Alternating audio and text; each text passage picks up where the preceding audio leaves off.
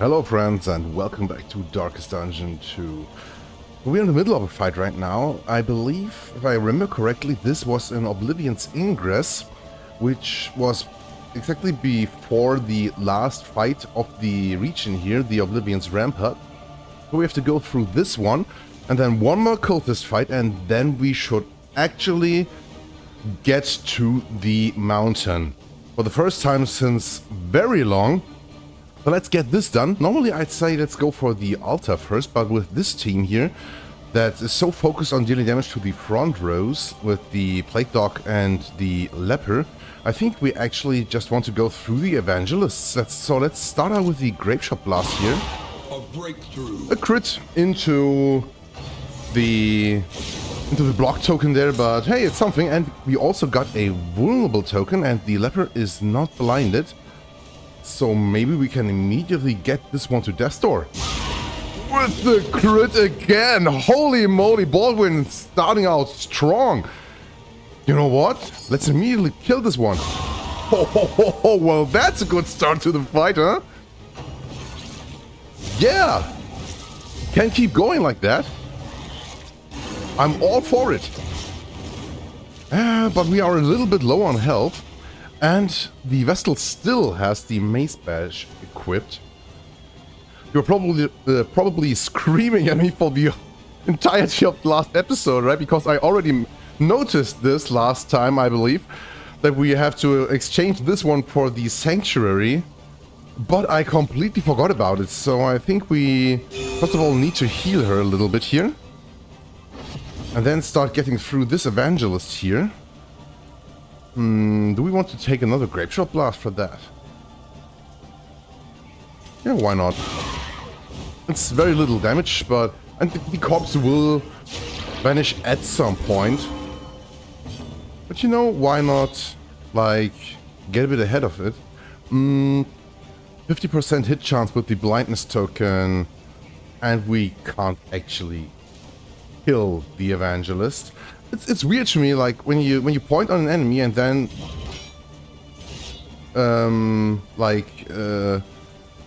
use another skill, that sometimes your targeter will jump to the enemy in front of the one that you're actually targeting. That's a bit confusing with the information that you get shown on screen. I'd say let's use Reflection now.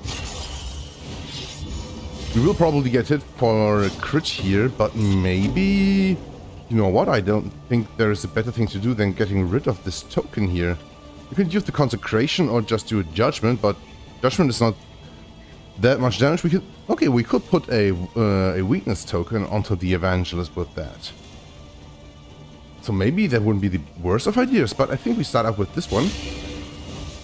So next round we can actually put 2 vulnerable tokens with her. Make it bleed, yeah, well, okay. And steady.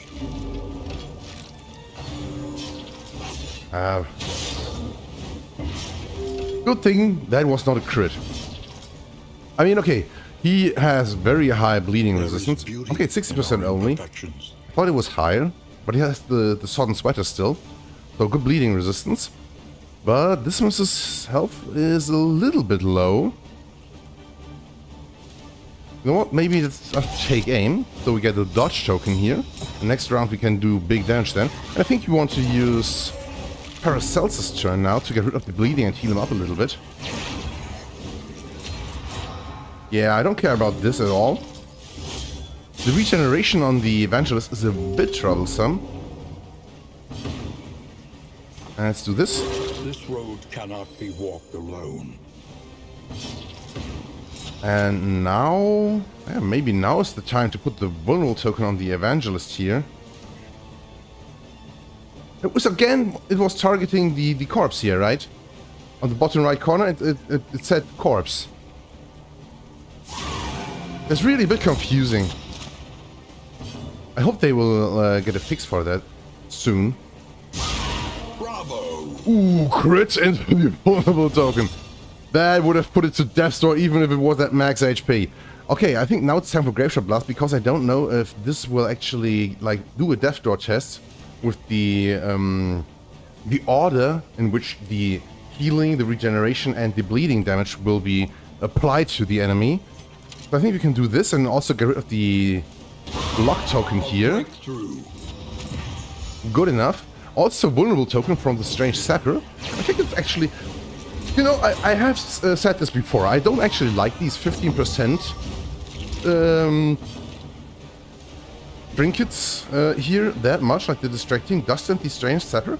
But of the 15% trinkets, the strange sapper seems actually the most useful. The distracting dust is nice as well if you have an attack that hits multiple enemies, but I think they are really only worth running if you have attacks that hit multiple enemies and use them regularly. And I don't actually think there are any attacks that hit more than 2 enemies at the same time that actually deal damage. Because I think there are some abilities, I think we have not unlocked them yet, that hit the whole squad of the enemies but don't deal damage. For example, spoilers ahead, Paracelsus will get a skill later on that is Magnesium Rain, that hits all of the enemies and applies burning to them, but doesn't deal any damage. And I think that skill will not trigger these on-hit trinkets here. I'm not entirely sure. We have to make that sure once we have the option to do so. You know what? Maybe let's just heal her. I was thinking about attacking the altar here, and we need to make sure it's not the last enemies that remain standing. Because I don't want the suicide skill of the thing hit us. Good enough, 4 damage, all that we needed. Okay, now we have a critical attack skill, so we can use the double tap, and this will probably just outright kill that one. Okay, I think we actually regenerated a little bit during that fight. Got a little bit more stress, but nothing too bad. Have a Dark Impulse with Light Resistance and the Heart Seeker. I don't think they will be too useful, actually, and we are over encumbered again because we have so many baubles and relics still. So I don't actually think we want to use the Heart Seeker. The Greater Heart Seeker actually is a great trinket, I believe.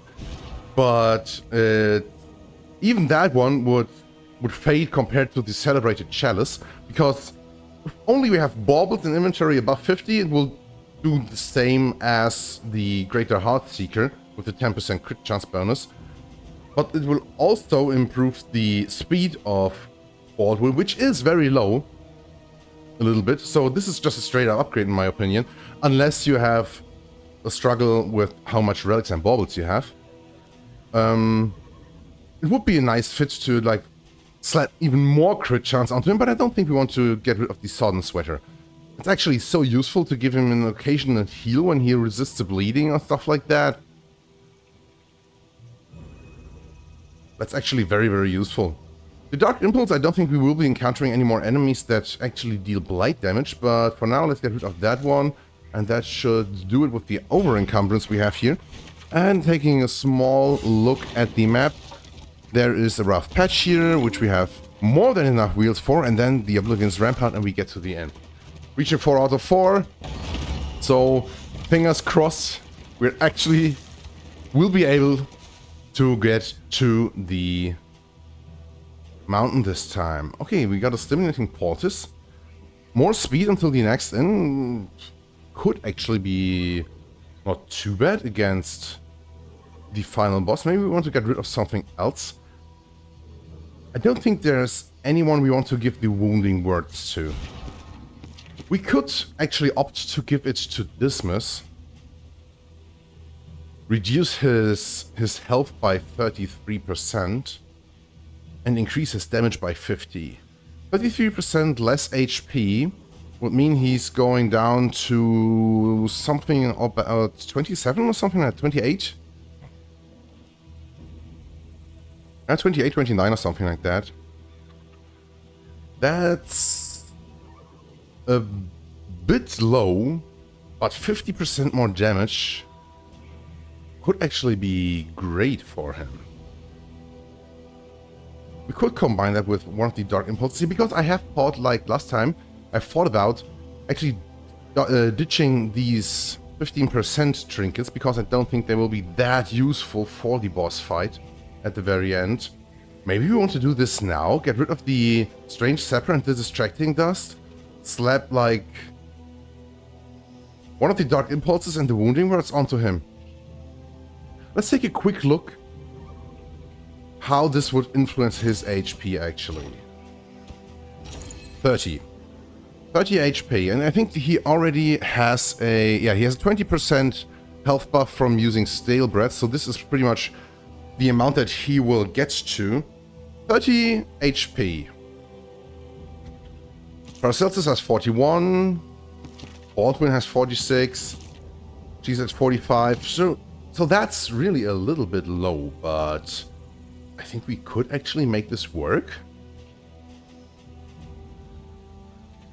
We will need to make sure that all of the guys, preferably, but Dismas at the very least has a health buff from using food. We only have one stale bread right now.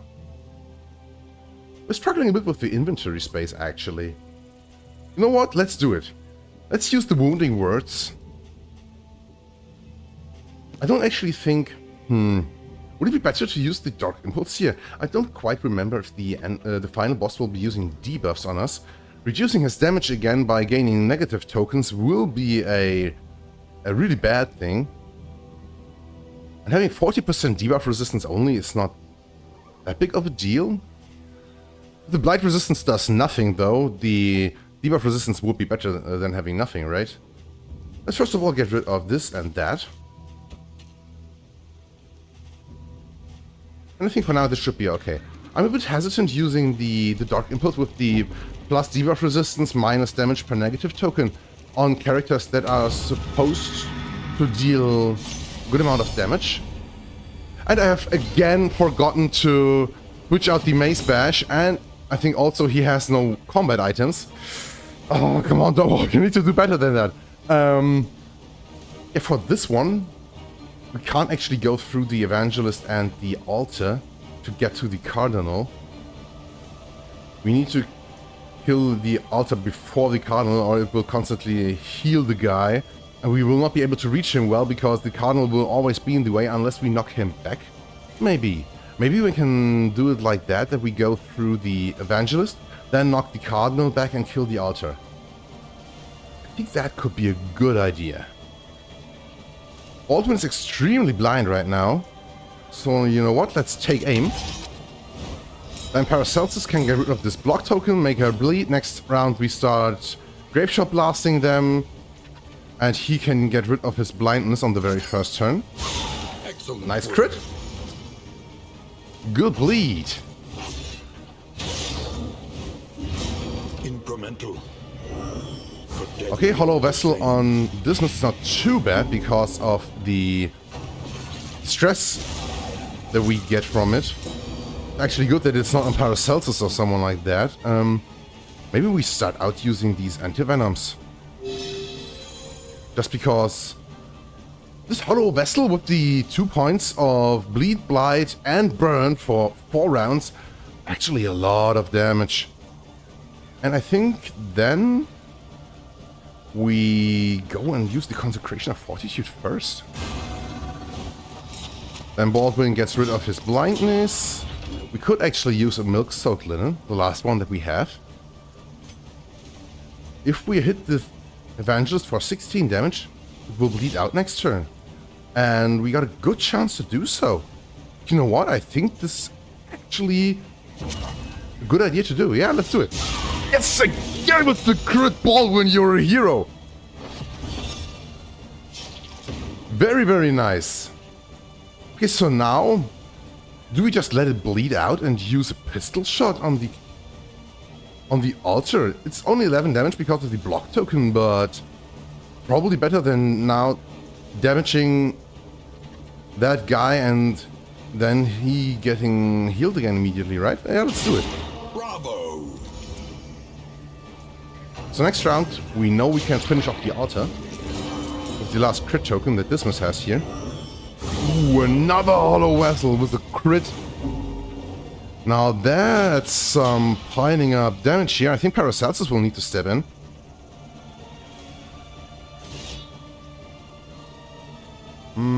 Yeah, let's actually start attacking the Cardinal, because that one will bleed out.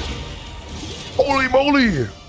Baldwin, have you not critted once in this fight? Ho ho ho! Keep doing that, keep doing it. Holy moly, we actually, through the blessing of the altar here, gave a crit token to the Cardinal. Let's get rid of that.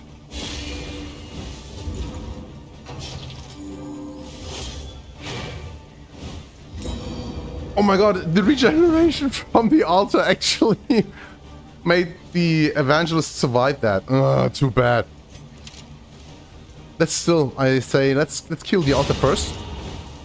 And then take care of the Evangelist. The third hollow vessel for Dismas. You gave 9 points of stress to him this fight already. Holy moly, Mr. Cardinal. We've only seen you use that one skill. Ooh. Now it would be really nice if we had the upgraded Sanctuary to reduce some stress, get some stress off of him.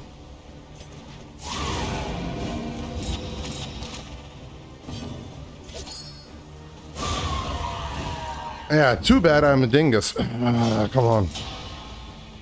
We are blind. If I attack him now, he will miss. Right? He will miss. No, he will crit again! What are you doing, man? Okay, let's use double tap to pierce some death resistance and just get rid of the guy. No meltdown for Dismas, but we have to do something about his stress now. Hopefully we will be able to like buy something for that. The misstep. I don't actually think we want to use this one. Same with the sharpness charm.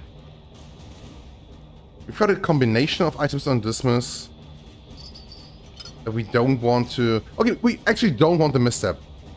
Period. Okay, I just wanted to take the sharpness charm and then leave. But we are, again, out of inventory space. The misstep we don't want to use. Minus damage is detrimental for all of our guys, even for the Paracelsus. And the sharpness charm, we can't give it to Dismas because he has a combination of items, which gives him way more damage bonus. And we don't want to exchange the sodden sweater for a 15% damage bonus, I believe. We could actually maybe give this to Paracelsus. I don't exactly remember which trinket she had. The loathing abates. We could give it instead of the Dark Impulse. Get rid of a bit of bleeding resistance and increase her direct damage even more. -3 speed is a bit bad, but we could offset this by using the Stimulating Poultice onto her. So all of our guys would again have a good amount of speed here. You know what? This actually sounds like a nice idea, I'd say, right? Let's try it. And the misstep gets ditched. And now I'd say... I have only fought the boss of the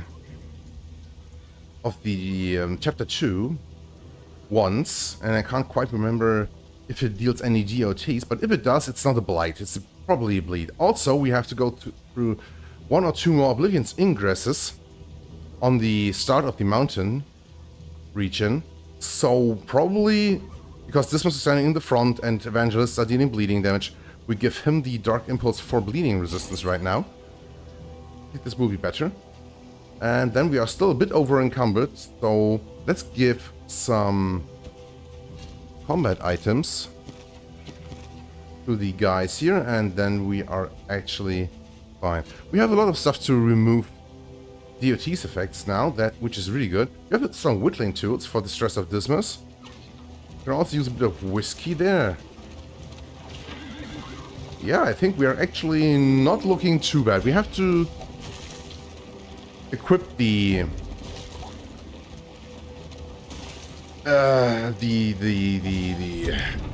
trophy. Excuse me. We have to equip the trophy now. So we can actually go to the mountain. The place is a little worse for wear. I'm a bit wary of the implication that this has for the amount of bleeding damage that the Evangelists will be able to deal, but both of our frontliners now have a trinket which gives 50% bonus bleeding resistance, so that should help with that, right? Pyrophobic should not be a problem. Okay, if we fight a Herald or something like that, they could set her aflame, reduce her crit chance, remove positive tokens from her. Still not too bad. Sprawl Scrounger, not useful. Gaunslayer, not useful. Paracelsus is soft, which is actually quite bad. Actually quite bad. Paracelsus gained 2 quirks indeed. There's even more, 2 more quirks for Dismas. Dismas is eagle-eyed. 10% crit for his ranged skills. He's only using ranged skills. That's a fantastic perk to get. It's also sneaky. So he's a little bit more speedy and has a chance to be stealthy at combat start. Baldwin also gets 2 quirks. All of them got 2 quirks. It seems like 1 positive, 1 negative for all of them, right? No, Dismas got 2 positive ones. Is this because of this one here?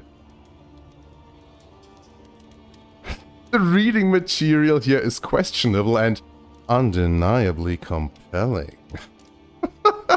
Okay, yeah, we know what kind of belletristic the vessel's into, right? Very nice. Okay, let's see what quirks Baldwin will get. Petter Scrounger, not useful. Misses the mark. Even more blindness on our leper. I'm actually thinking that Misses the mark and soft are very, very bad quirks to get here. Most of the stuff that we got is quite useless or without any consequence, but the eagle-eyed is actually really, really good. Soft and Misses the mark are really bad. But I think we will be able to work around it. We have no more chances to get to any field hospitals, so nothing we can do about it. We got the region goal completed and we have got the greater hail drought from it, right. Your coach is laden. You can carry no more. Yeah, we'll have to take a look at that, but we will be able to. Actually, who do we want to give the greater hail drought to now? Maybe we give it to Unia, replace Unia's head. Occasionally removing a negative token and combos, I think, will not be that useful during the remainder of the run. Having some more HP would be good. We could also give the Greater Hail Drought to Paracelsus instead of the Sharpness Charm. If we want to keep the Wounding Words, there's nothing we can do about that. And I think actually the Sodden Sweater is a lot more useful on Baldwin. That's between Paracelsus and Unia. Do we want to use the Greater Hail Drought here? Maybe actually just improve Paracelsus' health a little bit instead of increasing her damage. 20% max HP, 39. I think the bonus damage from the Sharpness Charm will be additive with the 50% from the searching path that she's on. So it should not be that impactful, right? I think we are better off using this one. And then let's get rid of the Sharpness Charm here. And then take a quick look at what we're doing here. The route is set. But we do require the trophy, so we need to equip that one. We don't need to repair our stagecoach, but we totally can. The roads are rife with peril. Why not? Route to the mountain. We got 3 more mastery points that we can use now. Anything we want to do here? Upgrading emboldening vapors. You know what? Just so I don't forget again. This and that. Okay. Listen. Practice. I don't actually think there's a lot of skill that we need to upgrade. We could go with withstand. Yeah, just in case we actually will use it. Upgrading purge is not useful at all, I believe, right now. Upgrading point blank shot, not required. Let's upgrade the emboldening vapors to get rid of the cooldown and get a little bit more speed, just in case we end up using it, because maybe Paracelsus gets moved to the 4th position or something like that. And then for her, it will be useful very rarely, I believe, to remove 3 instead of 2 positive tokens, but I believe of the upgrades that we can get, this is probably the most useful. There are some occasions of enemies who put like a crit token and 2 block tokens on themselves, and then it's a bit luck-based whether you can remove the crit token from them or not. Having this upgrade actually helps with that. So let's take a look at the in-items we have here. We wanted to put the stimulating poultice onto her, but we are actually not reducing her movement speed anymore, so her speed is not that bad. The worst speed we have is on Yunia right now. Upgrading the speed of your healer is a bit of a... You know, sometimes when the healer is taking the first turn in the round, after his turn, or her turn, then someone else will be put to death's door and you need to heal him and you got no turn left. And sometimes, when the healer's got slow speed, at the very start of the round, someone will be put to death's door and then it will take a lot of time until your healer takes their turn. So, that's actually not something that we have to look out for so much. So maybe let's give it to Baldwin. Let's do it like that. And 1 stale bread for Dismas. I don't actually think we need those, unless maybe there is another cardinal fight. But we can still put them onto someone. I think the plate dog already has a good blight resistance from the get-go. So maybe you can put this onto him. We do have 2 more slime molds, but I would like to have something better than that. Burning resistance, you know what, with her being pyrophobic and being probably subject to burning, let's put this onto Yunia. And then let's reduce the stress of Dismas a little bit and see what we can buy here. I would like to watch out that we stay above 50 relics, so the speed bonus from the trinket of Baldwin stays in play. Storage trunk, food barrels, and the griddle not useful at all. Heartseeker, disarming dagger not useful. We can buy 2 more stale bread. I think we will do that. So we have to use 1 slime mold. Okay, for me. Let's also buy the laudanum. Invigorating intoxicant could be very, very useful during the final boss fight. And the milk-soaked linen could be extremely potent on our leper. So let's buy the milk-soaked linen as well. And from the other stuff, bandages could be good for the bleeding induced by the evangelists at the upcoming fights. Toxic ichor, don't actually think we need it. Ablative powders, not that useful. Let's buy... Okay, if we buy any invigorating intoxicant, the speed bonus from the trinket of Baldwin will be lost, because I don't think the Oblivion's ingresses that we are about to fight actually drop any loot. So let's take a quick look at the combat items that we have. First off, let's equip some laudanum,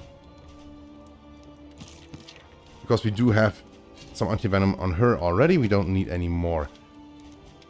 Smoke bombs could actually be very useful as well. And the milk-soaked linen, let's just equip it. So for the final boss fight, we probably have some laudanum, smoke bombs, medicinal herbs, and the rest of the milk-soaked linen.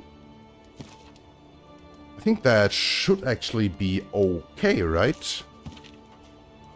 Yeah, I don't think we need to buy anything more. The invigorating intoxicant could be helpful in very specific cases. Could be very, very helpful indeed. But I think we can... We do have a good amount of combat items and we don't need any more. So, let's take a quick look at the relationships of our guys. Yunia and Baldwin are unfriendly. We need to do something about that. 33% negative relationship chance. I think if we get them to neutral, to make this negative relationship chance go away, this will be sufficient. You can also try and put Baldwin and Dismas to very friendly. So let's put the the whiskey bottle here with a bit of a risk onto Baldwin and Dismas. Yes, nice! Also got rid of a bit of stress for Dismas. And then let's put this discard. No! Baldwin and Junior. +2, so they are not on a bad footing anymore. So now only 5% negative relationship chance. That's good enough for me. We could put one more point for Junior and Dismas to make them be friendly. And we have to do something about Paracelsus and Junior. Holy moly. 1, 2, 3. We need 4 points in order for them not to be unfriendly. Oh yeah. I think this was because Paracelsus and Junior had a few meltdowns last episode.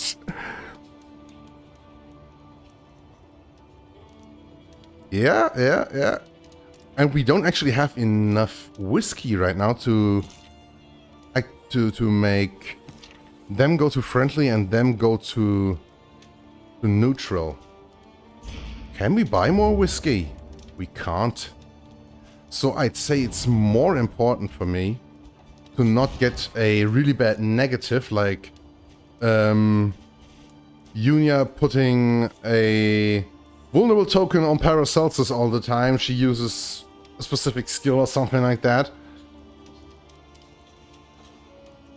Instead of making Dismas and Junior have a chance to be on better footing. So let's throw all of this whiskey at Junior and Paracelsus.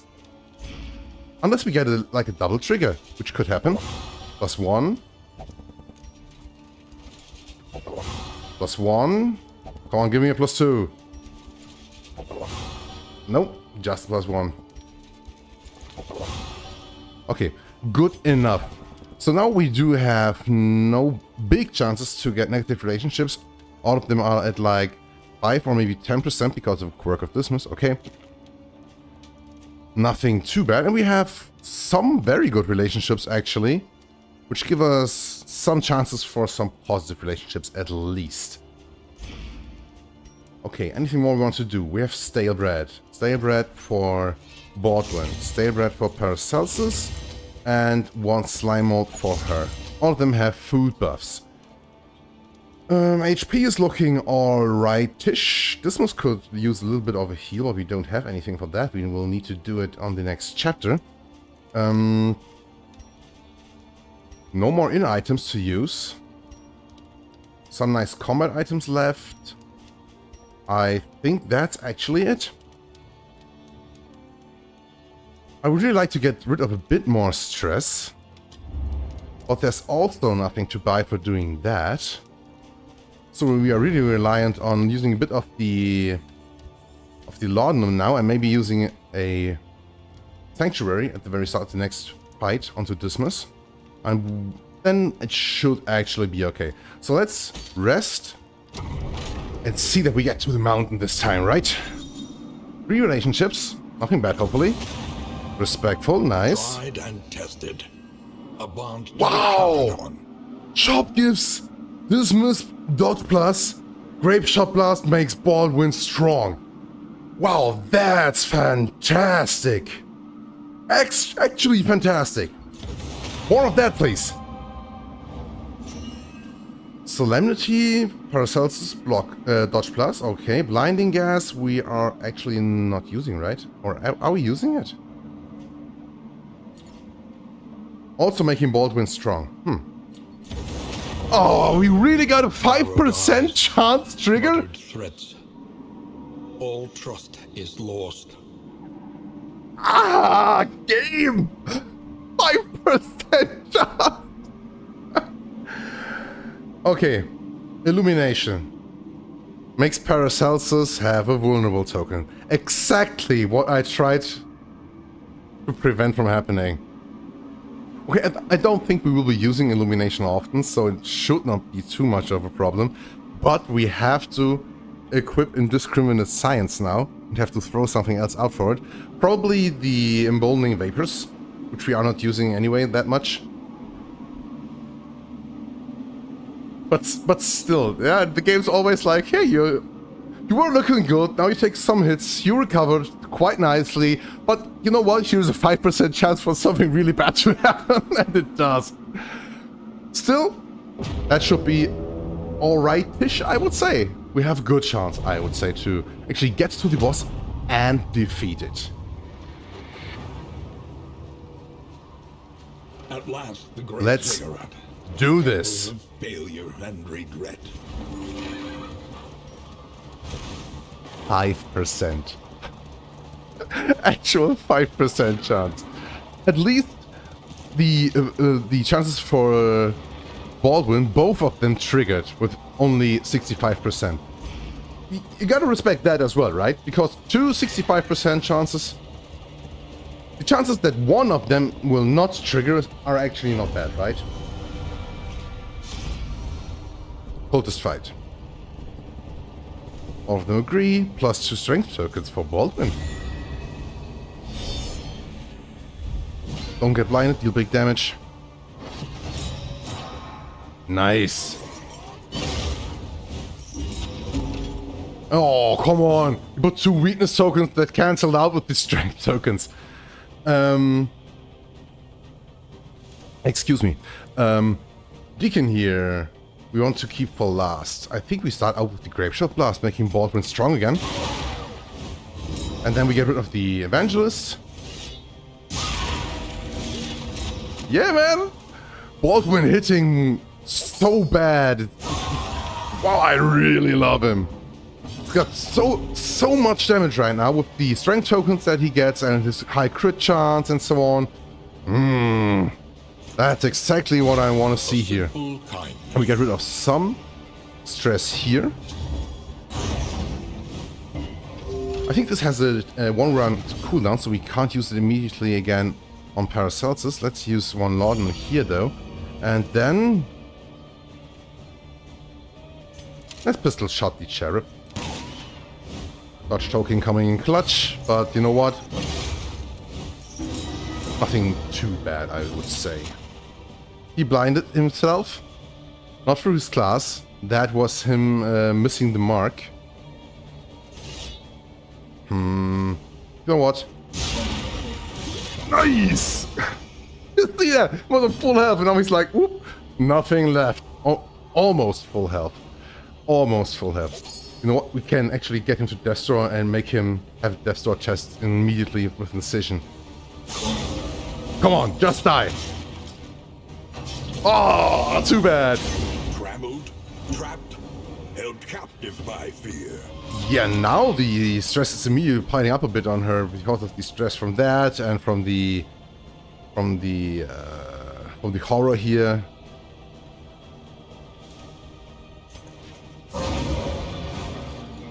Good enough. But we need to watch out for the stress here a little bit. Maybe we want to actually use a Laudanum onto Unia now, because it will get rid of the additional horror. Let's do that. The pulse slows. And then Sanity shoot the returns. thing and crit it to death. Nice! Good one, Dismas. Okay, 10% more critical chance for his ranged skills, right? I think this quirk actually could do a lot for us. With the 50% damage bonus from his trinket now, and the additional crit chance. That's really, really good damage. Okay, it's only 1 Oblivion's Ingress, it seems, before the boss fight. So let's take a quick look at which combat items we want to take. We want to take the Milk Soaked Linen, no questions asked. Let's equip some more Laudanum. More Laudanum. We don't want to use the Glimmer of Hope here. Let's put the Smoke Bombs onto her. And then, actually, I think Medicinal Herbs will be more useful than Anti-Venoms. So we are prepared for all of the different kinds of status effects that will be there. This should be alright. We have all the right skills equipped. Oh no, we don't. The game decided that Indiscriminate Science would take off Battlefield Medicine. No, you're not. Well, you know what? Maybe we take up Ounce of Prevention. Do it like this. I really don't use that skill enough. But I don't think, like, lately we had good opportunities to do so. Would have been actually quite good against the Evangelists to stack it with the already high bleeding resistance of Dismas and Baldwin to make all of their bleed skills do nothing. I think we just obliterated them so quickly we actually didn't have to prevent any bleeding because they weren't attacking us indeed. Good thing we remember to look at this and get the battlefield medicine on our quick bar here. I would have actually hated myself if we were in a situation where we had to heal someone off Death Store and Paracelsus didn't have that skill. We were so close to actually starting the fight indeed. Wow! Always check your inventory before you do get into a boss fight. Avatar of ill-concealed rage. Okay, and now we have the Seething Sigh as a boss. So in the very first chapter we had this big brain thingy, which was not actually what we were fighting, but we were freeing it. But this one here seems to have like a lung or respiratory organ theme or something like that, and it seems like all of the different end bosses of the different chapters are like themes about one body part or something like that, which is very interesting. And this one actually has quite a lot of different skills. At the start of every round, it will do like a breath move that will fill up one of its 2 lungs that it has. And the lungs are immune to pretty much everything except debuffs. And the way that this fight works is increase the damage and stress dealt by Sundering Exhalation, removed if sufficient damage is taken.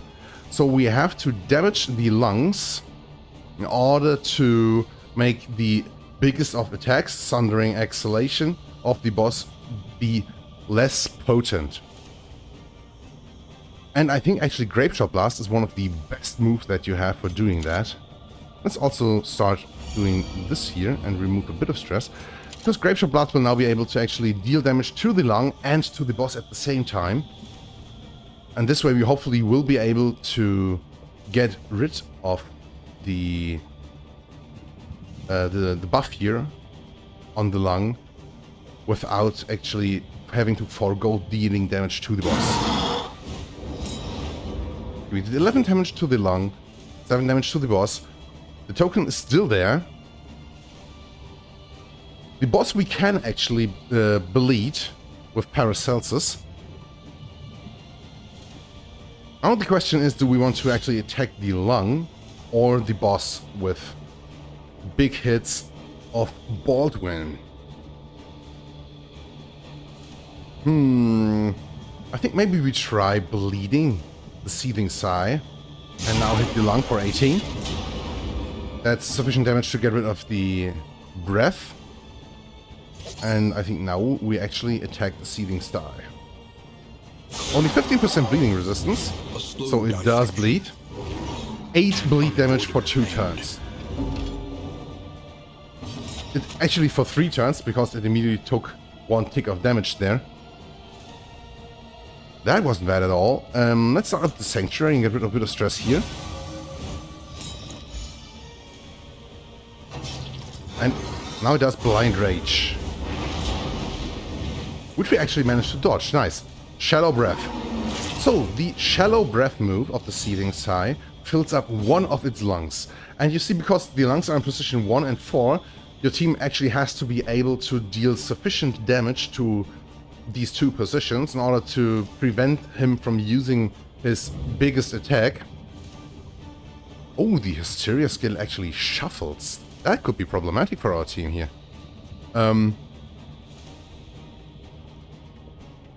Excuse me. Yeah, we need to take a look at dealing enough damage to the backwards lung now. Only Dismas and Junior really will be able to do damage there, but I think the damage should be sufficient. So for now, Baldwin actually has to just attack the boss, I believe. We don't have the break skill equipped, because I didn't remember that it actually uses block pluses. This reduces his damage a lot now.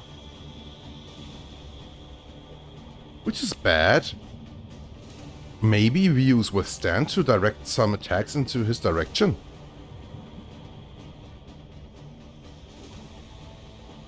Instead of dealing 2 to 5 damage. And now Dismas shoots this lung here, hopefully with enough damage. 27 crit, that's definitely enough to remove the breath token. And now we can actually keep attacking the Seething Sigh. Get rid of the block plus, bleed it.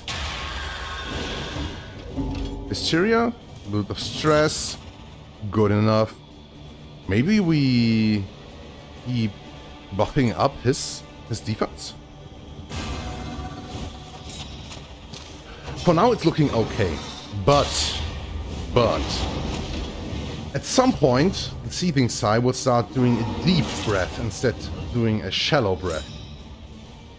And the shallow breath only inflates one of its lungs, the deep breath inflates both.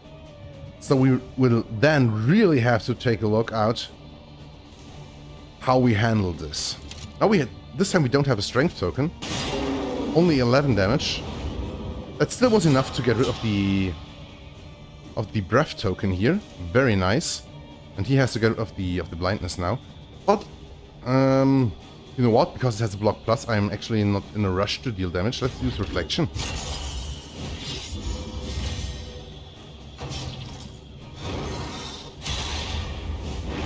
Blinded him again.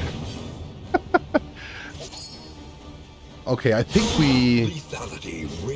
Nice. Longer duration for the bleed here. I just wanted to say let's get rid of the other block token here, the other block plus, but we can do this with Judgment as well, and we can also put vulnerable tokens then. Only 15% debuff resistance, and this will prevent him from using more block tokens in the close future, right? Wrath and Rancor, that's a skill we haven't seen yet. So intently from the abyss. Another Shallow Breath. I think on round 5 it will use the Deep Breath for the first time. So we have seen Wrath and Rancor, Burning, and Stress. We are actually not that resistant to Burning. We can hit all of our ranks. We again have to get rid of the breath token on the backwards lung, and you see there's a little black indicator there that tells you how much damage you have to take. I believe it's always like 10 or 15 damage that you have to deal to the lung in order to remove the breath token. So let's keep using pistol shot and also maybe a bit more laudanum here. Nice crit, Dismas. Very, very nice. And this time, with the vulnerable token here, let's use the milk soaked linen. And then a big hit. Come on, crit! Ah, too bad. But a bit of bonus damage from their good relationship. And he got a dodge plus. Oh, nice. She resisted the burning here.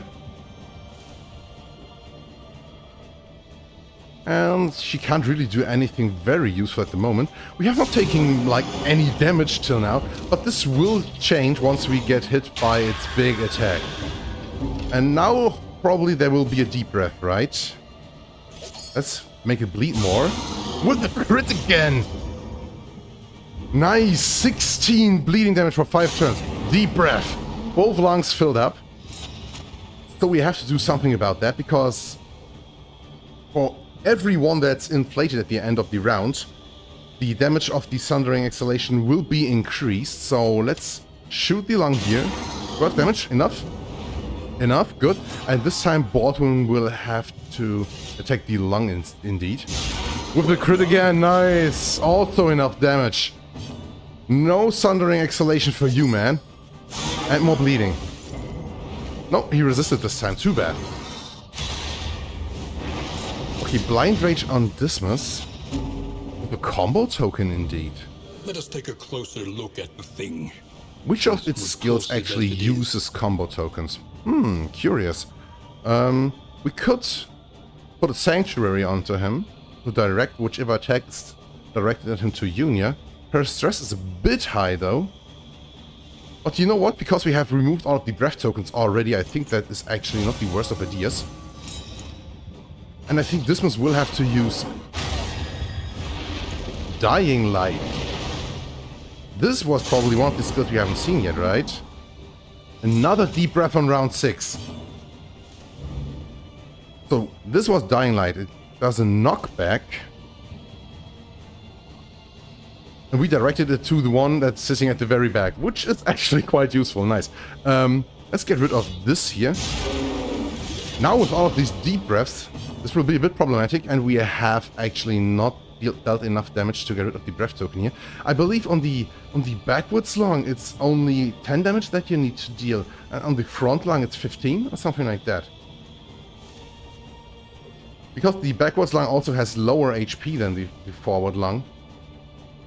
Well, now we're in a bit of a pickle. Maybe we should have used the Milk-Soaked Linen to get rid of his blindness. I think we will be taking a Sundering Exhalation at this turn's round, and because we only have a 50% chance to hit this lung, and then the damage could be insufficient. Could use a Graveshot Blast to get some damage in on this one, but also 50% chance.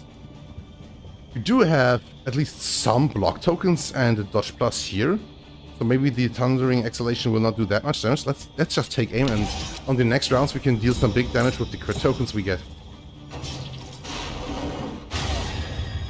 Another Dying Light. It seems like the Seething Sigh really prefers to use the Dying Light skill as long as one enemy is comboed. If you can direct it to someone who actually doesn't care for it, that's actually quite nice. What do we want to do now? Do we want to attack the lung with Paracelsus?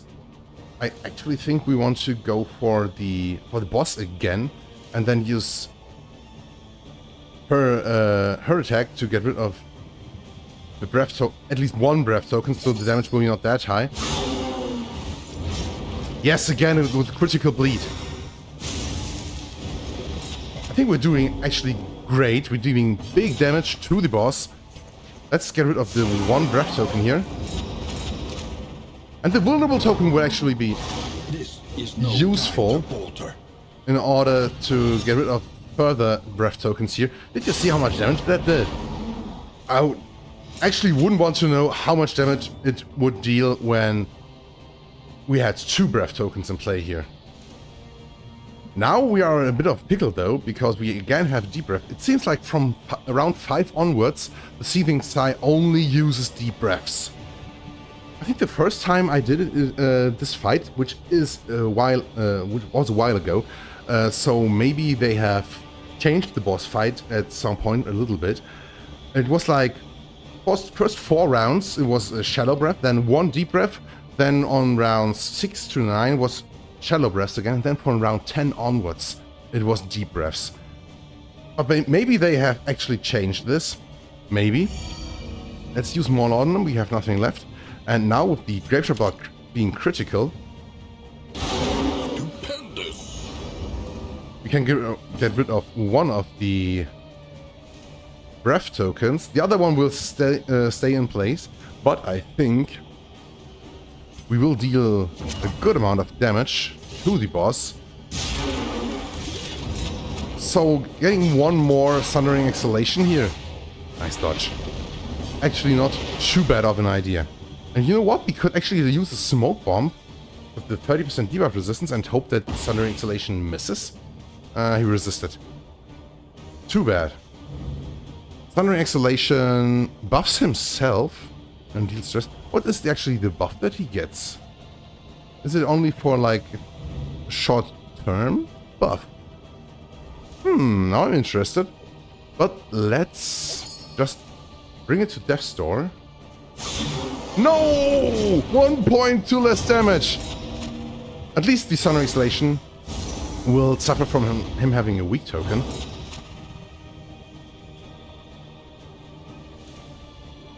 And maybe we actually put more block tokens on Unia just to make this attack a little bit less impactful.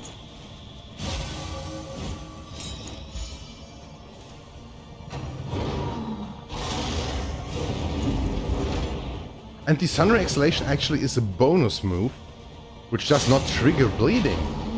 Interesting. Another deep breath, which is also a bonus move. And now we should actually be able to get rid of the Seething Sigh before it does anything to us, right? So let's focus on getting as many Death Shot tests on it as possible. Death blow on the first hit. Your fault was not Nice. in your furies, but in thinking they would accept such a fate. And there's the Iron Crown again. Very, very nice. We managed to beat Chapter 2! Finally! Time. Oh, it was about time. 20 candles for the first victory bonus. 95 candles all in all. Holy moly, it took some time, right? Okay, so let's get these candles spent, right? Also some background information. The blaze began in the east wing of the Great Library. Within hours, the entirety of our effort lay in a smoldering, ashen heap. I braced against your rancorous buffeting, avowing a certain hesitant relief at our freedom from that mocking sigil. The uncanny arrival of the letter, however, heralded a new, pernicious phase of our investigation. Okay, very, very interesting. More stuff unraveling. Altar of Hope. Let's buy some stuff here. Okay, first of all, let's get here and invest some more stuff in Journey and Resourcefulness, right? More inventory slots would have been actually very useful on the last expedition. Stagecoach item slot, actually very useful. And at the very end, 2 more inventory slots. 45 candles to upgrade. You know what? I'm doing it. Along the lively docks, cheerful fishmongers. Resourcefulness. Free random item on the academics cache. At a pittance. Valiant, more relics and baubles. 15. Let's do that. And the other things I think we want to keep for later and maybe put some more stuff into the upgrades of our heroes here. Broken souls. We are lacking a little bit in that regard. Let's put a bit into the highwayman, into the man-at-arms. I recall evenings spent sipping wine in the square, marveling at the architecture I was sure would outlast us both. Maybe a bit into the highwayman. The true splendor of a world. Those who live within it. Position path for the plague doctor. Wow, that makes her deal really low amounts of DOT. But makes her disorienting blast better at stunning enemies. Gives okay, this really focuses on her being a supporter class. Maybe we can do some more with the Jester.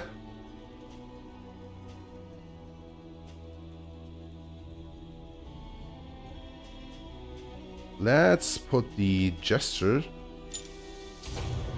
to this rank, and now we have 1 more candle left only. So 1 upgrade in the working fields, I believe. 1 more trinket. And that's it. Infrequent, our pastoral Insulating insignia. always welcomed by the hardy folk of the fields. Not too bad. So we actually spent a lot of stuff on the Intrepid Coast, but we have our journey upgraded, journey line upgraded to the maximum now. Will ensure you survive. So 1 less thing to worry about.